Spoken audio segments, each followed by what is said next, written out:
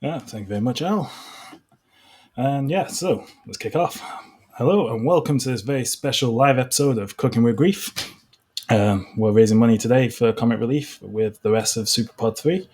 For those of you who don't know, and this is your first time, my name's Chris, and as always, I'm joined by my co-host from another Mo-host, the Trinidad to my Tobago, the Scooby-Doo to my Mystery Machine, the Johnson to my Johnson.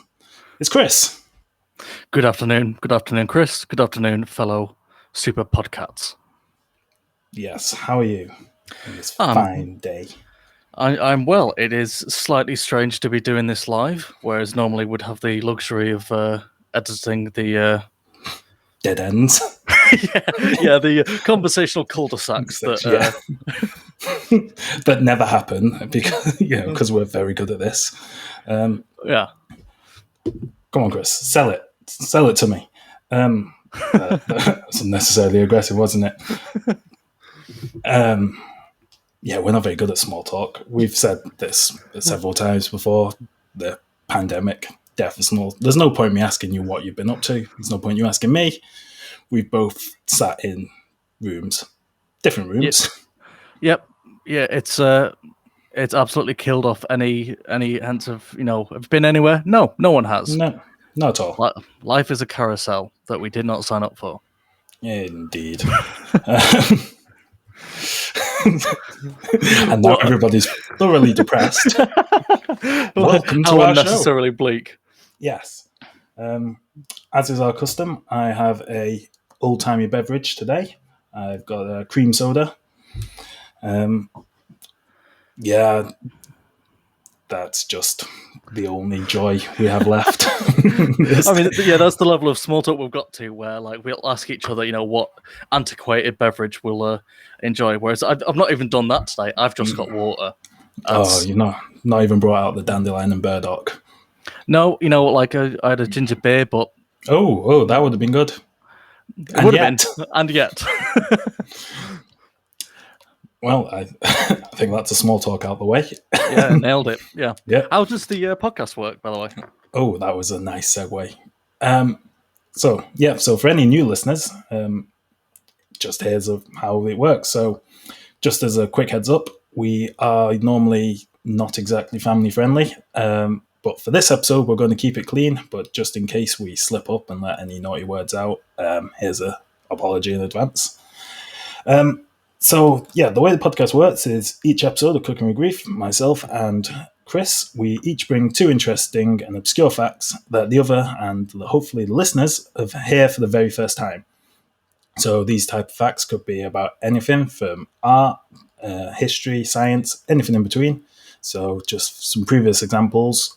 We did how Persian burglars used to use tortoises or turtles. We had a very strong debate on that, with a candle strapped to their backs to recce potential targets. And we've also covered how Britain has a genuine problem with radioactive seagulls around the Sellafield nuclear power plant, and the way they've solved that involves sniper rifles and lead coffins. So before we get going in earnest, just want to say, if you're enjoying the show, leave a comment. If you're not enjoying the show, leave a comment. We're not here to judge you. Who do you think we are? The police. And also, obviously, we're doing all this for a good cause, so don't forget to donate to Comic Relief. So you can do that on superpod.co.uk. And make a difference. So with that kind of weird sincerity out of the way, we're not very good at this sincerity business. Normally, it's merciless mocking. Over to you, Chris, for our very first topic of the day. Right, okay, so for my first topic, I'd like to talk about Dracula. I don't know what comes to mind when you think of arguably the world's most famous vampire. You might think of Christopher Lee, who played the vampire 10 times in his career. You might think of the classic vampiric tropes of blood-sucking or wooden stakes. I mean, for all I know, you might think of beans on toast, but that's normally because you never eat before you come on air.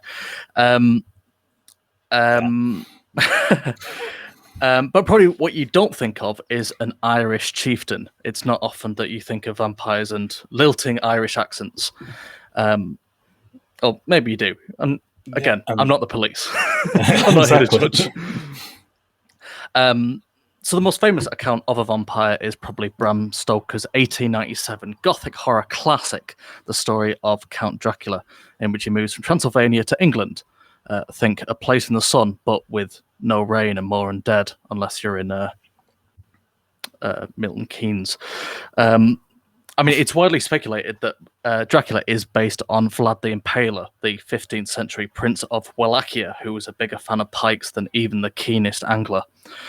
But for my first topic, I'm going to put to you a theory that Dracula isn't based on Vlad the Mad Lad. Sorry. That was just quite a preamble. It's like you've just done this whole long spiel about Dracula just to go, anyway, I'm here to talk to you about... Well, it's the old bait and switch. Another one for you fishing fans. Well, I'm going to do the theory that he's not based on Vlad the Mad Lad, but instead a 5th century Irish warlord called Abatach.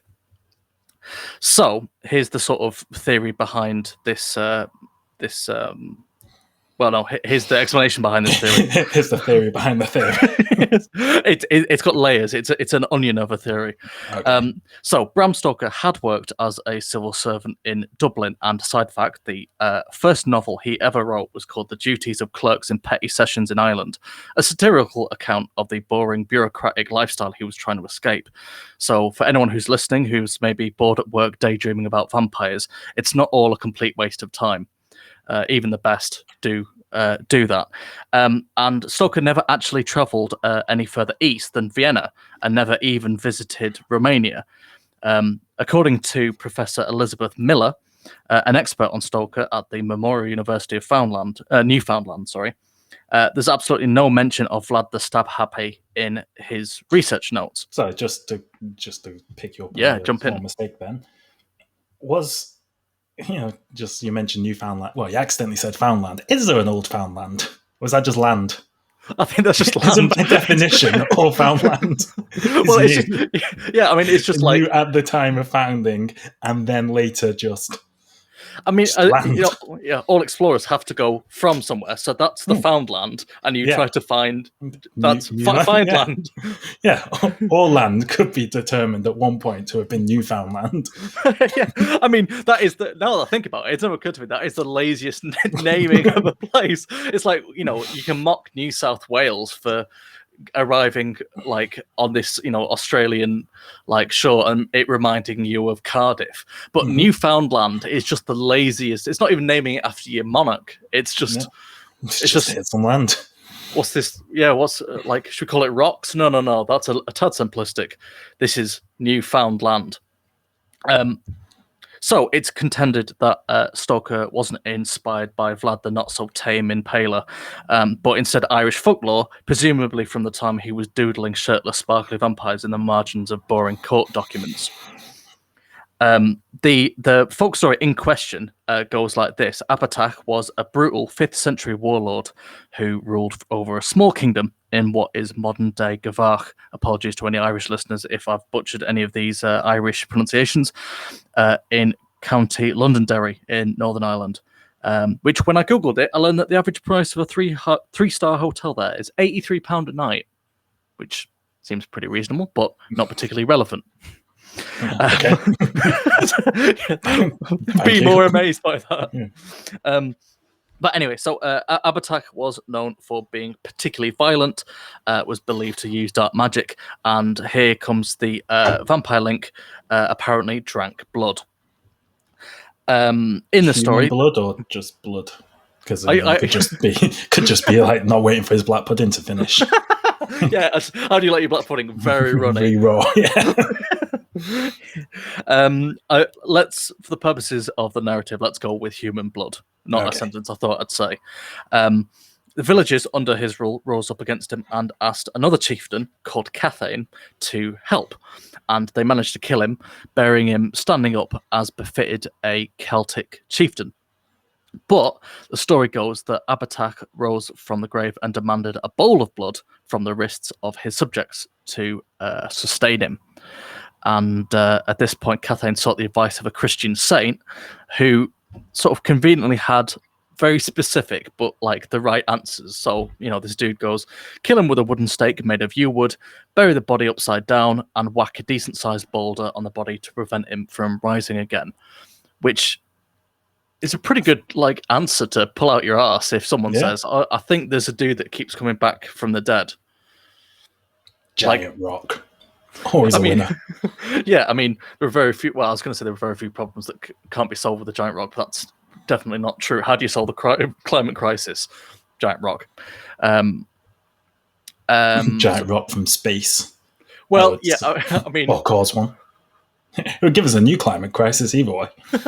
Yeah, really shift the priorities about, I guess. So Cathane did that, and it seemed to do the trick. And there's today there's a capstone in the town of Slaftafety, I think that's how it's pronounced. That just sounds like how good is this? Wow, Slaftafety. Let's have a Slaftafety morning. I apologize. There's our singular Irish listener gone. Goodbye. We can only apologise. But apparently that's where he's supposedly buried. And Abatas... I mean, you wouldn't want to dig him up, would you? If somebody's going through all this effort on giant rock, and somebody says he's buried over here, you just go, I'll just take your word for it, mate. Yeah, that's the point. You're going to do some renovations in the future, and there's a very old and very irate vampire straining to get under a boulder. Mm-hmm. But 2020 was weird. 2021, I reckon it's got it in it. If we've not got real life Cthulhu, then let's have vampires. I mean, all this nonsense did start with a bat, so I mean, it's very on brand. Yeah, but they're so tasty, though. You can't blame them. When you deep fry the wings and they're just super crispy. So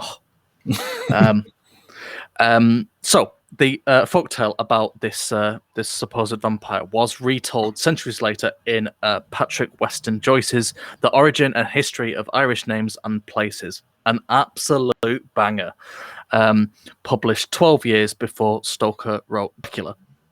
And to top it off in this theory, the Celtic word drachflua means tainted blood. So it's theorized that this word inspired Stoker to call his name Dracula. So once again, the Irish have something, and the British came along and was like, I'll take this. I'll profit from this. Thank you very much. And also, we've managed to blame the Romanians. It's like a modern Britain in one easy story. See, this is us reeling our one Irish listener back in. We're like, oh, sorry, we mispronounced a lot of these place names. But on the other hand, colonialism was bad. Hot take. Yeah. I mean, hopefully that's an even-handed approach. So that's essentially the story and the theory behind Dracula being Irish instead. I mean, I don't know if you've seen any, modern film adaptations involving Dracula, but they don't lean into the Irish. There's one with Keanu Reeves, and I'm sure he does a terrible accent. And so I just think it could have been even better. He could have been doing a terrible Irish accent instead of a terrible... I think he does a terrible British accent. I can't remember. It's been a while. It's weird that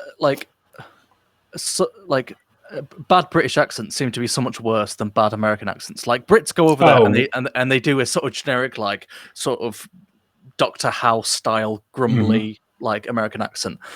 Whereas was it Robin Hood? Kevin Costner. In Prince of Thieves, where he's... I wasn't even thinking of that one. I was thinking of, was it Gerard Butler who did it Russell Crowe. Yeah. Just like... Don't say it to him, though, because he stormed out of an interview when he was questioned on this. I've seen that interview, and he goes, I think you'll find that's an authentic Nottingham accent. Yeah. I mean, I like Russell Crowe, and I think he could also probably beat me in a fight, so...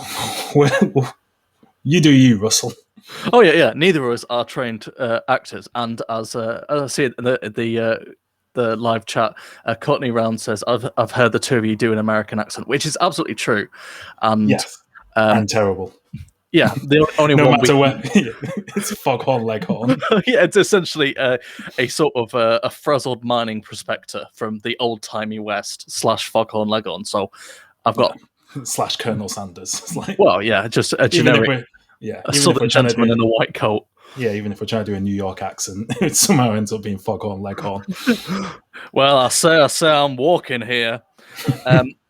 So that's essentially all I've got on Dracula. I don't know whether you've got anything to add to a vampiric tale, any particular theories. No, nothing really, and I'm just a bit conscious of the time because for once we are going to have to march to someone else's beat.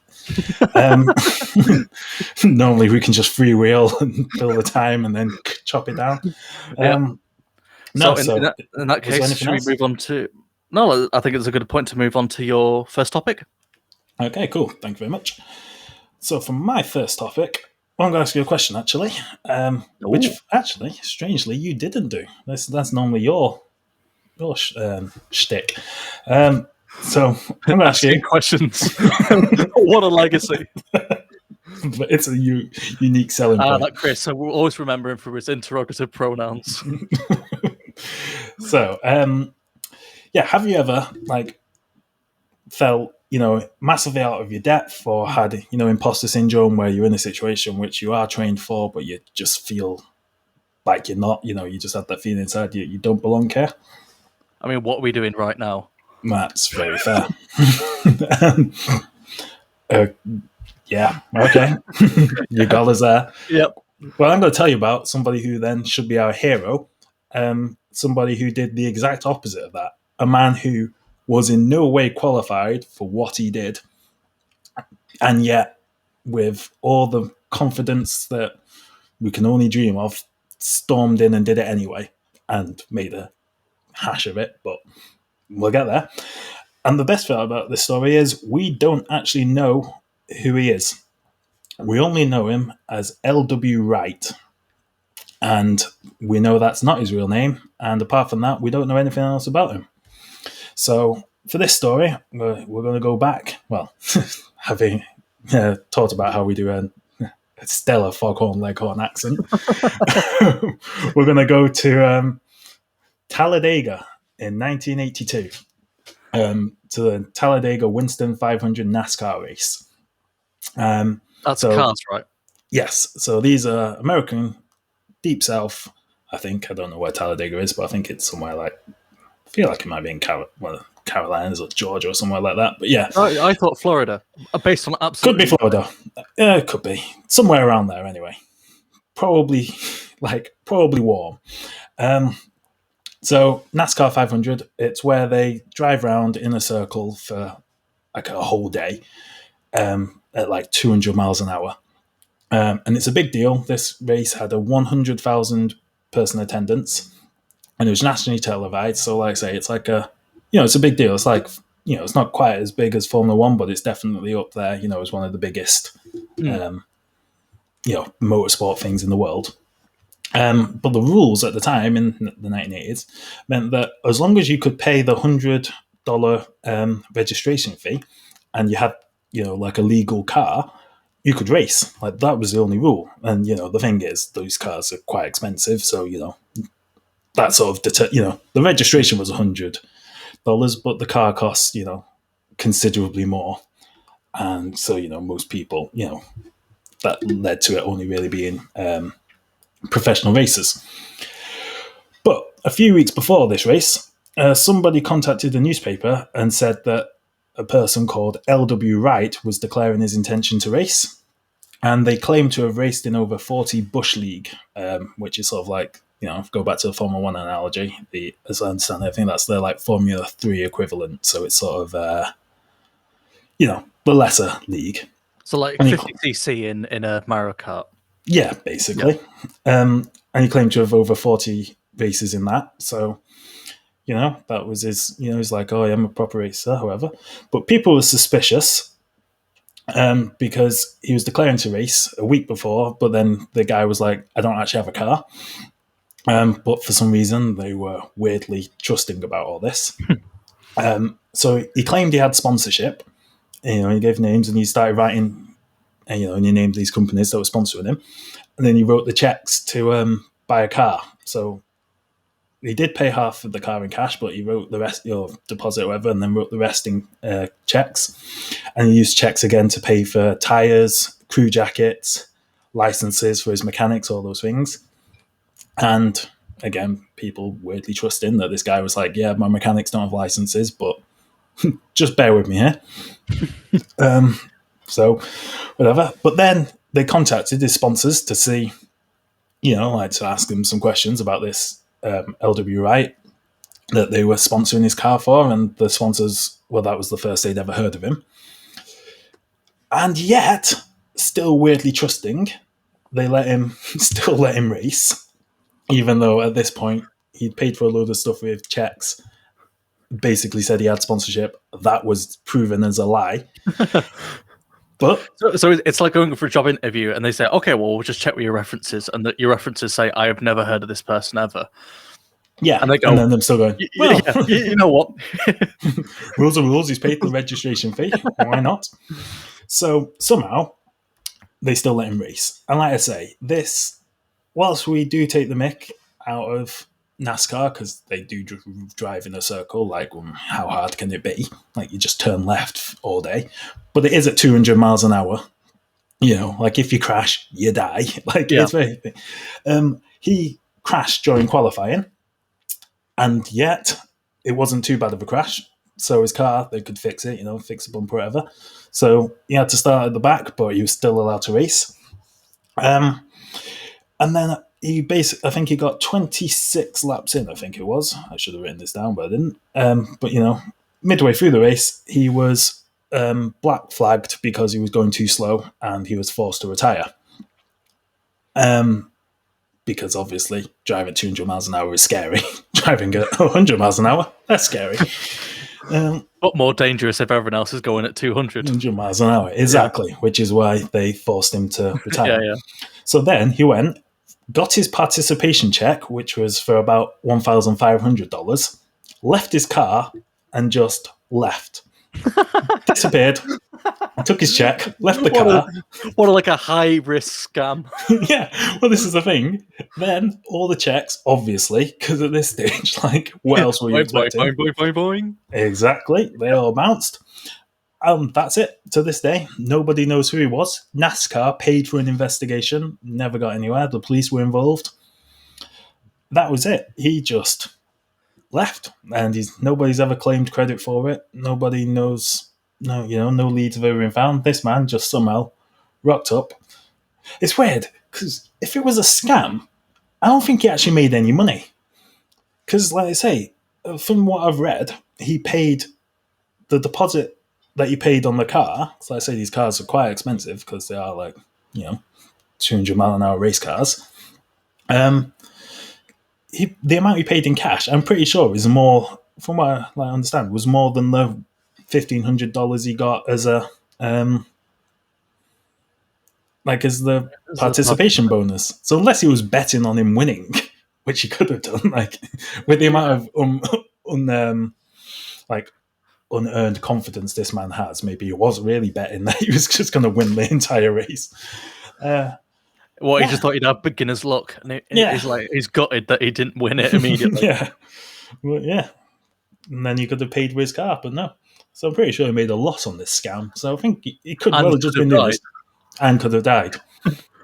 Yeah, but he has a pretty cool story out of it. Yeah, but which apparently he doesn't tell anybody. So yeah, he never mentioned it again, and we don't know who he is. So it's like he got away with it, but but got away with what? It's like he got away with nothing. Minimal losses that could have been easily avoided. He left a load of people out of pocket, but he didn't gain anything from that. It's like it's not like robbing somebody. It's not like robbing someone else's car. It's just like setting someone else's car on fire and leaving. It's like neither of you has a car at the end of it. So nobody wins. If they'd set the race off and then he immediately drives off the track and gets away with the car, that's one thing. But he just had to go at the race and didn't do very well. Yeah. But I mean, you still have to admire it. Oh, you got to admire the confidence. Yeah. And so this is my, to our listeners and who are, I might as well declare my intention now. I'm going to race in Monaco in Formula One. But on foot. On foot, I'm just going to jog. But, as long as you get in Monaco, your participation money is probably quite high. Yeah, probably doesn't cover the cost of parking in Monaco. No, true. Yeah. But yeah, now that brings me to the end of my topic. Unless you have anything or any other questions to ask on. No, I'm happy to move on. What's next? Aren't we all? No, I think now it's time for your second topic. Okay, we'll go straight to that. Okay, so anyone watching will notice that I don't have a webcam. So for the purposes of the audience, you should know that I am a bald man. Many years by skin-headed choice, but increasingly in recent years that choice is being forcibly made for me. But not being able to go to the hairdressers or the barbers is something that I think a lot of people have struggled with during lockdown. Have you coped with it okay? Yeah, I've had some haircuts, some home-style haircuts. Courtesy of my girlfriend, but yeah, that's...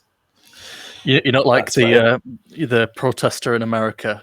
People could probably tell if you're watching that I don't have excessively long hair. On your head, your back might be out of control. I don't know. I've said this before, but the problem with being mixed race is white people hair goes down and Afro hair goes sort of out and up. But my hair, because it's a combination of the two, just sort of does neither and both and just sort of horizontally comes out the side of my head in this unmanageable boff. What a band unmanageable boff were, though. Whereas I, who is painfully white, I'm just losing my hair. I'm just, a sort of involuntary tonsure at this point.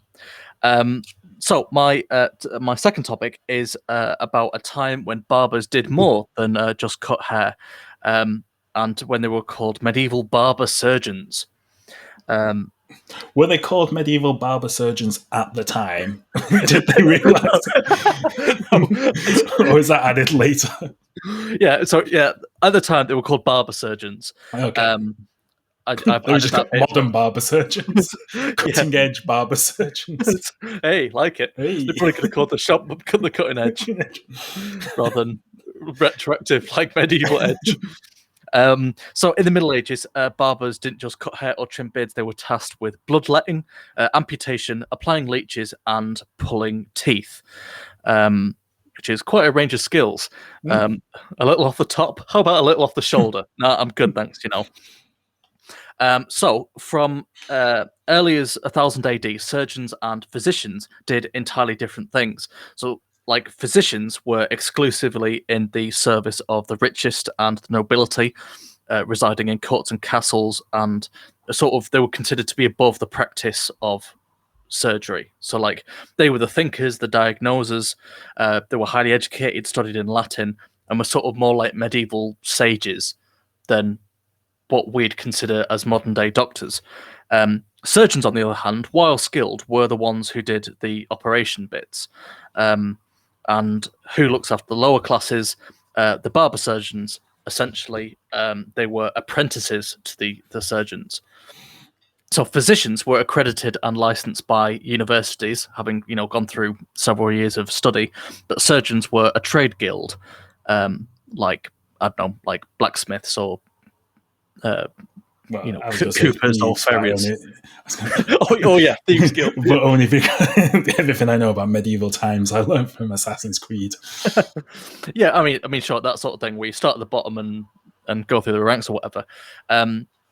So you were apprenticed as a barber surgeon, starting with a hair cutting. The easiest medical procedure, given that it's not got any nerves. And they were often assigned to monasteries around Europe to do regular tonsuring for monks, which is where you just cut the little hole. Yeah, just a bit at the top of the head. Yeah, which is what I look like if I don't shave regularly. But then in time, particularly when monasteries took on a more of a role of like a hospital, They'd learn to do various healing tasks, so dealing with wounds, burns, setting fractured bones, infections, that sort of thing. And the most skilled surgeons would even do trepanation, which is where you drill a hole in the skull to relieve tension / let bad spirits out. Amputation and delivering babies, which I don't think should really be on the same level or regularity as trepanation, but No. who am I to judge? Well, yeah, you're not a medieval barber surgeon, are you? No, or even a modern day one. Like in if you want to have a cheap haircut, you can go to like student barbers. Mm. In fact, I think some places even do it free, don't they? And like obviously the other side of it is it's because somebody's learning how to do this. Yeah. You wouldn't want to do that, would you, with the student barber surgeon? like, need my leg chopping off, bit short of coin. Let's go to the old student barber surgeon place, and might lose a leg, might lose both legs. Yeah, I mean that implies that they don't know if it's the left or the right, and we're too nervous to ask. And like you get to the end, like so it was the left leg. Oh, I'm terribly sorry, I've not done this before. Also, you should be in quite a lot of pain. So that's what the surgeon did, and then the barber surgeons underneath would do the lowliest tasks, so sort of more of an assistant role, doing the leeches, the pulling teeth. In 1308, King Edward II granted barbers with a guild status, and in 1375 the guild was expanded and split into two, one for surgeons and one for barber surgeons. But because the barbers were cheaper, because they were doing, it's sort of like back alley stuff, they were cheaper, they became, cost effective but less reputable medical professionals. The sort of dodgy plagues you could get both a perm and a cheeky amputation, which is a amputation of the glute, I think.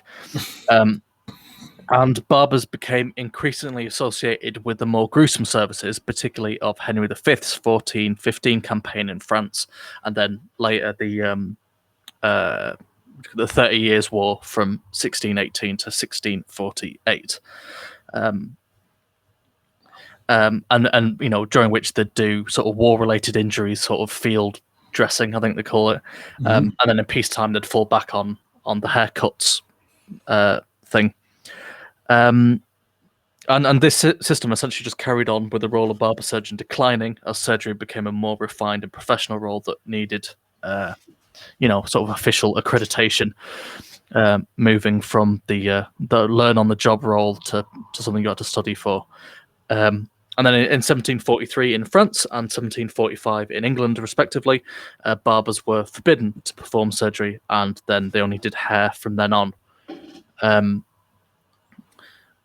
I mean, for which I guess I'm grateful. Eternally grateful. Yeah, I sort of feel like, doctors should be doctors and barbers should be barbers. Not that I've visited either in quite a long time. But how do you feel about barbers being singers and doing quartet today? Specifically a quartet. You occasionally see a barbershop quintet, and I find that disgusting. That's just too far. It's like, how many trebles do you need, honestly?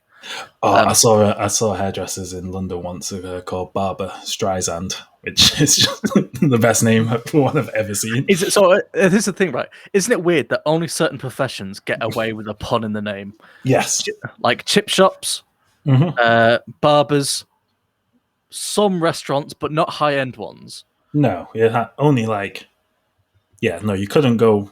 I feel like not even medium. It has to be low-end restaurants can get away with it. Yeah, so it was more like calves and greasy spoons, that sort of thing. So what we need is to launch the first Michelin star restaurant, but with a pun in the name. With a pun, yeah, easy. Yeah, let's think Cooking of with grief. Let's go. Let's take this far too literally. Here's some unearned confidence. Let's just go start a Michelin starred restaurant. Neither of us are chefs. I mean, I know you have your background as cooking and catering and stuff like that, but neither of us have, cordon bleu, Michelin star, been to bread school, all that stuff. Bread school. Bread school. I like that. So, yes, that's essentially my second topic. Okay, I have a thing to add on that. I thought you were going to say it, but you didn't. Unless you did, I missed it. In Britain, surgeons go from obviously all like male adults in Britain. You know, you're Mister whatever. Then, if you become a doctor, you obviously become Doctor whatever. But surgeons in Britain, when they finish all their surgery school, they go back to being Mister, and it's because of exactly what you were saying about how doctors were. You said near the start about them being university trained, back in the day, whereas surgeons were a guild and tradesmen and all that. So obviously, back in the day, surgeons were misters, and they've kept that tradition up, even though obviously all surgeons Are doctors. are doctors. Just say we always need it like a new title for them. Like, I was about to say SG then, but I think that might be sergeant. But, let's just go with that. Let's all surgeons get to call themselves sergeant. Sergeant Knife Man. Yeah. I mean, that's nominative determinism at its best. If your surname is Knife Man, and you either become a surgeon or a serial killer. I was going to say work in a carnival to make it less dark. No. So, anything else? No, that's it. Let's. Should we move on to your second topic? Yes, my second topic. So, I'm going to ask you a question which I feel like we've not really helped with this episode. But do you think you could prove that you're mentally sane, or mentally, not insane, not mentally unwell, or anything like that? I think it might be one of those things where if I just kept quiet, I'd stand a better chance than trying to explain it. I feel like my explanation would give me away. Okay, well, yeah, but this is the problem, right? It's very subjective, isn't it?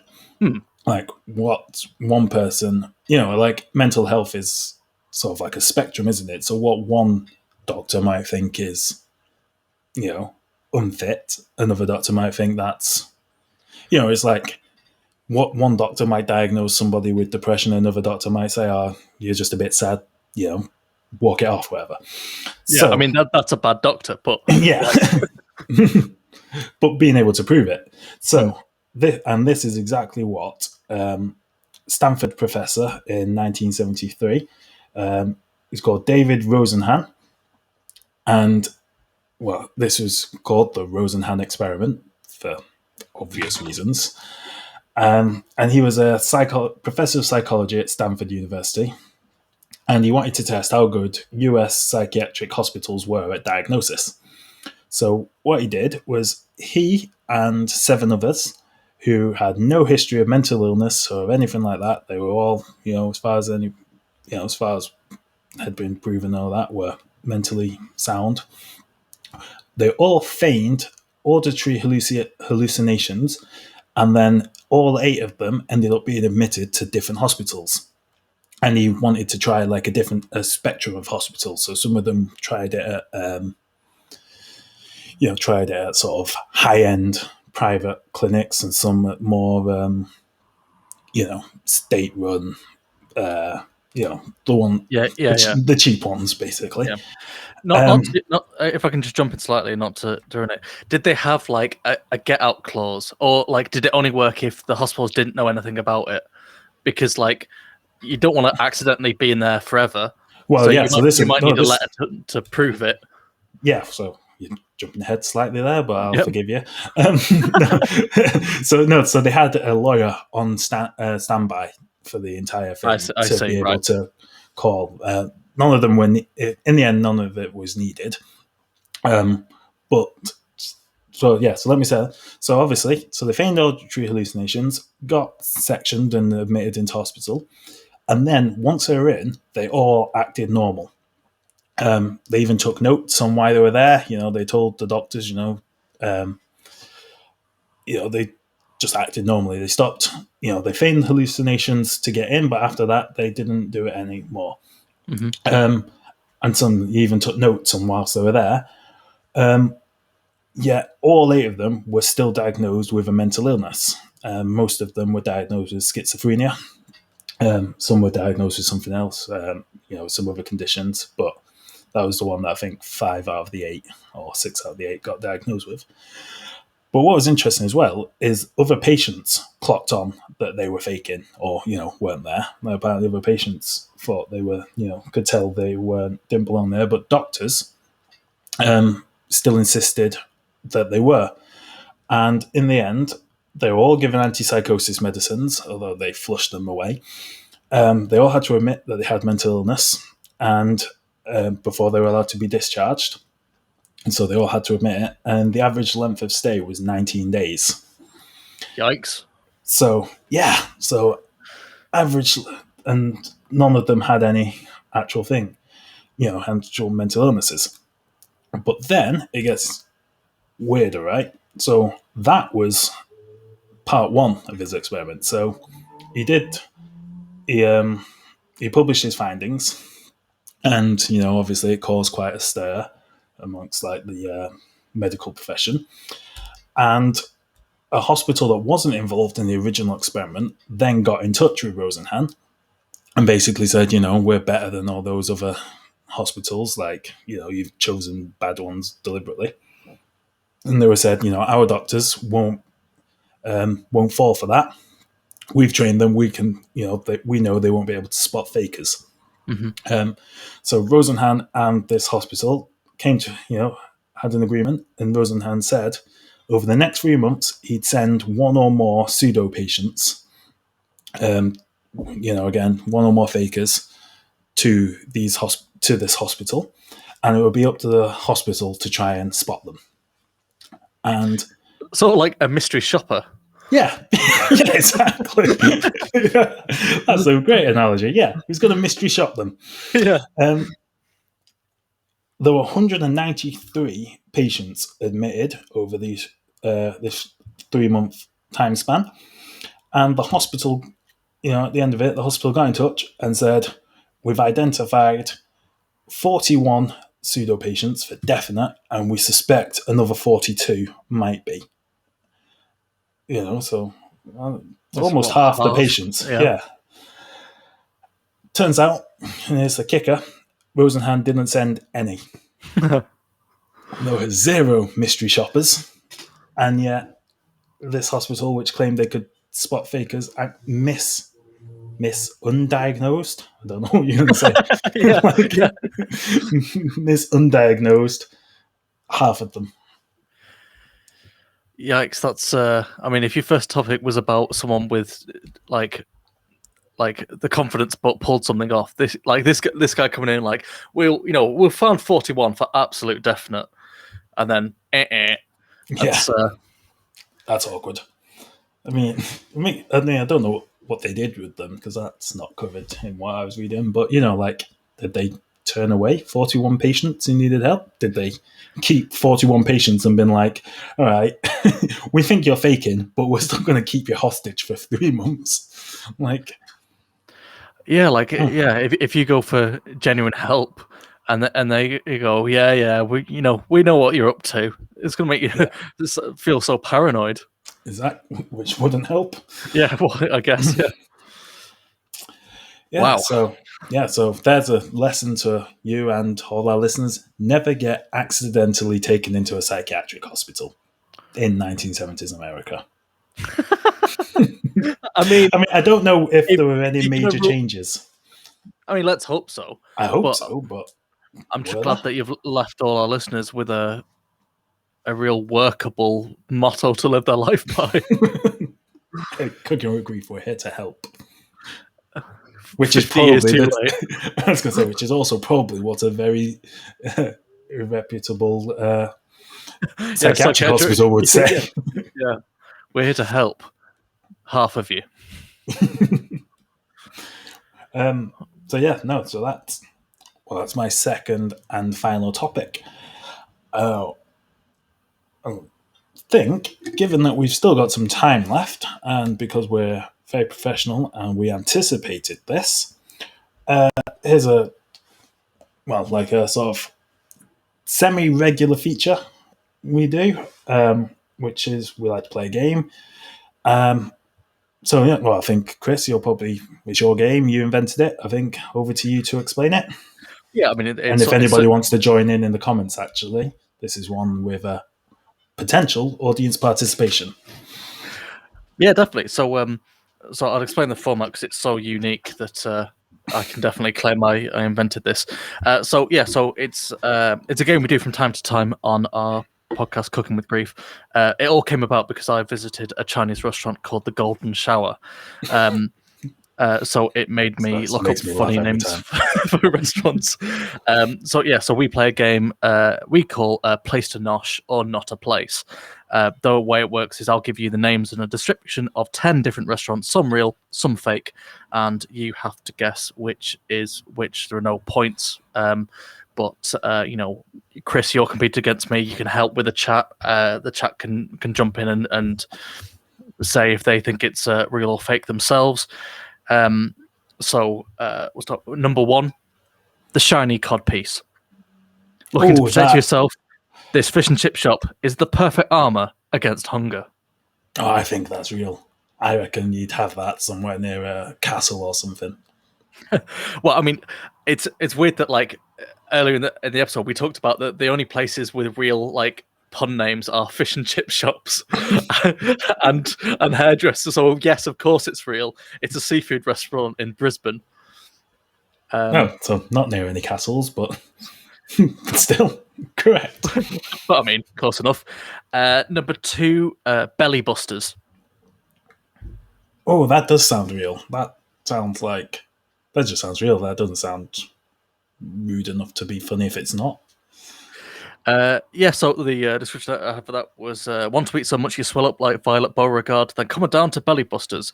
And you're right, it is real. The closest of which to me is a sandwich shop in Bolton in Lancashire, but there are like 1,000 places, like 1,000 different like diners in America, and all called Belly Busters. Okay, 2 for 2 so far. Number 3, the erect mouse. No. Want to tuck into a plate of food while being reminded on all sides about rodential boners? This is the place for you. I fear that I made it slightly too obvious, and you play this game too many times. Of course, it is fake. That's not too many times. Don't give yourself that much credit. That's just okay. Good point. Number 4, Spaff's Diner. Hidden in a secluded part of Wisconsin, all I'd say is don't try the custard. I'm going to go with Place to Nosh. It is not a place, I'm afraid. Oh. It's one of my humorous inventions. Number 5, Modern Toilet. You can skip the tedious middleman of the restaurant itself by sitting on toilets for chairs, with food served in miniature toilet bowls and drinks in pint-sized urinals. So part of me thinks this could be one of those weird themed restaurants in Tokyo. I'm going to go with Not a Place. I'm afraid it is indeed a place to nosh. You weren't far off. It's a real restaurant in Taipei, in Taiwan. Oh, that's close. I think the first one you've got wrong. Number 6, the Duck and Screaming Abyss pub. You can sit back, enjoy a pint by a real wood fire, and don't think about the yawning existential terror of your life. Good pork scratchings, though. No, Not a Place. Oh yeah, you're right. It's fake. Nobody's going to put existential terror in the name of them. I would. If anything, what would your pub sign be for that? Just a duck, and then just standing behind like a swirling black hole. I was going to say by Cthulhu or whatever. Quack Cthulhu, more like. Ray. Boo. Number 7, the Twin Stars Diner.